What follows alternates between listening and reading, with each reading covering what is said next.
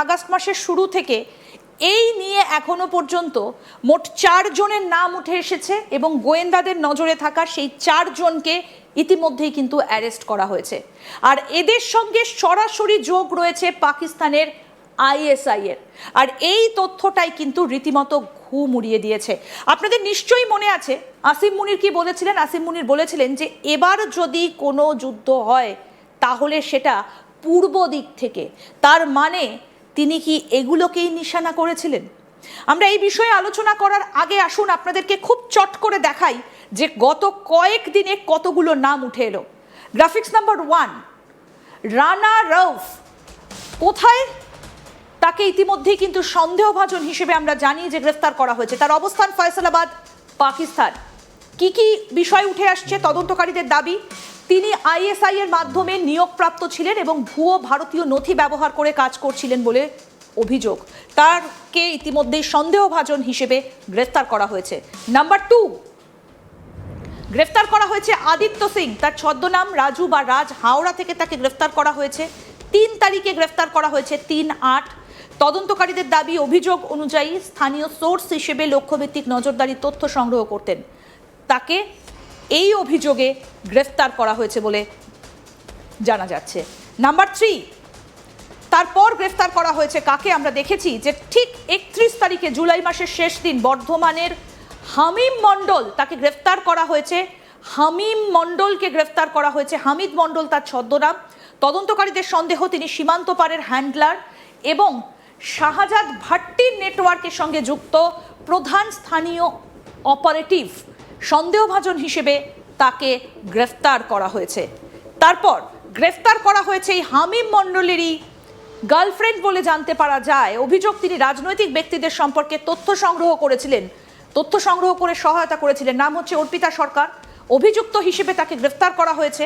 অবস্থান সাহেবগঞ্জ, ঝাড়খণ্ড। পরে তাকে কলকাতায় আনা হয় এবং এদের সকলের সঙ্গেই একটা পাক যোগ, সেই তথ্য সামনে এসেছে। তাহলে কি কোথাও গিয়ে এই যে এদেরকে যে গ্রেফতার করা হয়েছে, এদের টার্গেট কি ছিল? আর্মি হেডকোয়ার্টার অর্থাৎ ফোর্ট উইলিয়ামে হামলা করার ছক ছিল। ইতিমধ্যেই কিন্তু বেঙ্গল এসটিএফ এর কাছে সূত্র মারফত বেশ কিছু খবর উঠে এসেছে এবং সেই সূত্র মারফত আমরা যেটা জানতে পারছি যে এদের কিন্তু বেশ কিছু টার্গেট ছিল। এবং আরও একটা বিষয়, এই যে যাকে রানা রউফ, যাকে গ্রেফতার করা হয়েছে বসিরহাট থেকে, এবং এই হামিম মণ্ডল, এরা দুজনেই পাক যোগের একটা সূত্র উঠে এসেছে, কিন্তু এরা একে অপরকে চিনতেন না। তাহলে টার্গেটটা কি? আমরা এই পুরো বিষয়টাই, নেটওয়ার্কটা সম্পর্কে আরো জানবো। আমাদের সঙ্গে আজকে স্টুডিওতে রয়েছেন ডিফেন্স বিশ্লেষক বিশেষজ্ঞ আর.কে. শ্রীবাস্তব। স্যার, আপনাকে স্বাগত জানাই আজ তাক বাংলায়। শুরুতে আপনার কাছ থেকে যেটা জানতে চাইবো, এই যে ছবিগুলো এবার একটু দেখাই। এই যে হামিম মণ্ডল দুর্গাপুরে জিম করতে যেতেন এবং সেই জিমে রশিদও পর্যন্ত আমরা দেখতে পেয়েছি যে হামিম মণ্ডল, তাকে গ্রেফতার করা হয়েছে বর্ধমান থেকে। এরপরে আমরা দেখেছি অর্পিতা সরকার, তার পরিচিত, তার বান্ধবী, গার্লফ্রেন্ড হিসেবে তাকে গ্রেফতার করা হয়েছে। এরপরে গ্রেফতার করা হয়েছে আদিত্য সিংকে হাওড়া থেকে এবং তারপর রানা রউফকে গ্রেফতার করা হয়েছে। এই যে 4 জন, টার্গেটটা কি? সেই ফোর্ট উইলিয়াম 15 আগস্টের আগে। নমস্কার। কত সুন্দরভাবে আপনি প্রথমেই বলে দিলেন কি এই যে দুটোর ডিফারেন্ট মডিউল। একটা হাবড়া থেকে ধরা পড়েছে, যেটা আপনার রানা রউফ যাকে বলা হয়, অন্য একটা বর্ধমানে যেটা ধরা পড়েছে, যেটা বলা হয় হামিম মণ্ডল। এটাই তো। আর এই দুজন এক দুটোকে জানতেন না, কিন্তু একটাই সূত্র আছে, আইএসআই। আমি আপনাকে বলে দিই, পাকিস্তানে যখন রিক্রুটমেন্ট হয়, ট্যালেন্ট স্পটিং অ্যান্ড রিক্রুটমেন্ট, প্রথম জিনিসটা ওদের দরকার লাগে ওটা হয় ট্যালেন্ট স্পটিং অ্যান্ড রিক্রুটমেন্ট। সবাইকে ওরা রিক্রুট করে না। তাহলে এই দুটো জায়গায় দুটো জিনিস আলাদা আছে। আপনার লস্করে তৈবা, জৈশে মোহাম্মদ বা ওখানকার যতগুলো জঙ্গি সংগঠন আছে, হিজবুল মুজাহিদিন, ওরা নিজের লাহোরের কাছে গিয়ে বা ফয়সলাবাদে গিয়ে বা সিয়ালকোটে গিয়ে বা পাক অকুপাইড কাশ্মীরে গিয়ে ওরা নিজে নিজে একটা টেবিল বসে থাকে। ওখানে বলে দেয় কি তোমাদের যদি আমাদের সঙ্গে তুমি থাকতে চাও চলে আসো, আমরা জিহাদ শেখাবো, তোমাদেরকে ধর্মীয় জিনিস শেখাবো। টোটালি আলাদা, ওর মধ্যে আইএসআইয়ের কোনো হাত নেই, রাইট? ওদের নিজের ট্রেনিং ক্যাম্প আছে। আইএসআই অ্যান্ড পাকিস্তান আর্মি তখনই ঢুকে যায় যখন ওদেরকে এটা ক্যাম্পে গিয়ে ওদের ফায়ারিং করতে হয়, এক্সপ্লোসিভ ট্রেনিং করতে হয়, সুসাইড বম্বার কি করে হবে ও করা যায়। ও সময় ওখানে আপনি পাকিস্তান আর্মি অ্যান্ড আইএসআইকে দেখবেন। নাহলে ওদের ক্যাম্পের বাইরে একজন লোক সাদা ড্রেসে আপনার আইএসআই লোক বসে থাকে, এটা জঙ্গি, যেটা আপনি বললেন হামিমকে, হামিমের রিক্রুটমেন্ট এটা আলাদা রিক্রুটমেন্ট, ওটা আপনার অনলাইন রিক্রুটমেন্ট হয়েছে। এখনও পাকিস্তান হামিম মন্ডল এটা এখন পর্যন্ত বেরোয়নি। তাহলে ওখানে যা জঙ্গি সংগঠন আছে ওরা online and offline, physically and technically ওরা রিক্রুটমেন্ট করছে, ঠিক? তো এটা হামিম মন্ডল একটা আপনি নিয়ে আসলেন। অন্য আছে রানা রৌফ। এই ট্যালেন্ট স্পটিং অ্যান্ড রিক্রুটমেন্টটা অত্যন্ত গভীর আছে, আর এটাই আপনার সিগনেচার। ওরা কি করে, পাকিস্তান আইএসআই কি করে, এটাই নিয়ে তো ধুরন্ধরে যেটা কাহিনীটা আছে, আমি তো বলবো না 100% রিয়েল, কিন্তু অনেক রিয়ালিটি খুব কাছাকাছি ওরা আছে।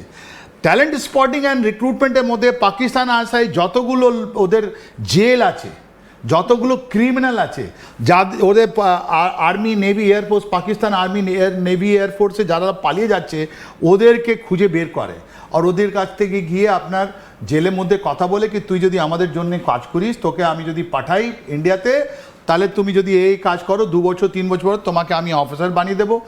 নোয়িং ফুলি ওয়েল আইএসআই এটা জানে কি যদি ইন্ডিয়াতে ইন্ডাকশন করার পর ওরা ফেরত আসবে না, ওদেরকে মেরে দেওয়া হবে, ওরা কেউ ফেরত যাবে না এখান থেকে, কেউ এখানে যেতে পারবে না। তবু ওকে বলা হয় কি তুই বাপাস আসলে তোমাকে আমরা খুব ভালোভাবে এখানে বাড়ি দিয়ে দেবো, পয়সা দিয়ে দেবো, সব কিছু করে দেবো, তুমি ওখানে যাও। তো এটা ট্যালেন্ট স্পটিং অ্যান্ড রিক্রুটমেন্ট। আমি একটা বিষয় এখানে একটু উল্লেখ করতে চাইবো, সেটা হচ্ছে এই যে আসিম মুনির আমরা অপারেশন সিন্দুরের পর দেখেছিলাম যে তিনি বিভিন্ন সময় বিভিন্ন জায়গায়, ইন্ডিয়া স্যার যদি একটু এগিয়ে আসেন সামনে, যে বিভিন্ন জায়গায় বিভিন্ন সময় তার যে বক্তব্যগুলো তিনি বলেছিলেন যে এবার ইস্টের দিকে নজর দেওয়া হবে। তাহলে কি এটাই সেই ইস্ট, এইভাবে জঙ্গি ঢুকিয়ে দেওয়া, তাদের জেহাদি ঢুকিয়ে দেওয়া? অ্যাবসলিউটলি। আপনি পাকিস্তানে তো এরকম প্রচুর রয়েন না না না না না, ওখানে নেই। আপনি দেখুন রউফ রানার যে জিনিসটা বেরিয়েছে দুদিন ধরে, ও কবে এসছে, 2012-তে এসছে, আজ থেকে 24 বছর আগে এসছে এখানে, রাইট? 14 বছর আগে এসছে এখানে, এখন ঢোকেনি রউফ রানা। 14 বছর ধরে এখানে পাক আইএসআই কাজ করছে, নেটওয়ার্ক ছড়িয়ে যাচ্ছে।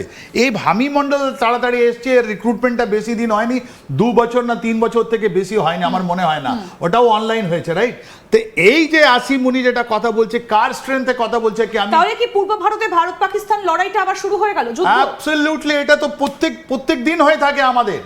Intelligence war is going on, mind war is going on.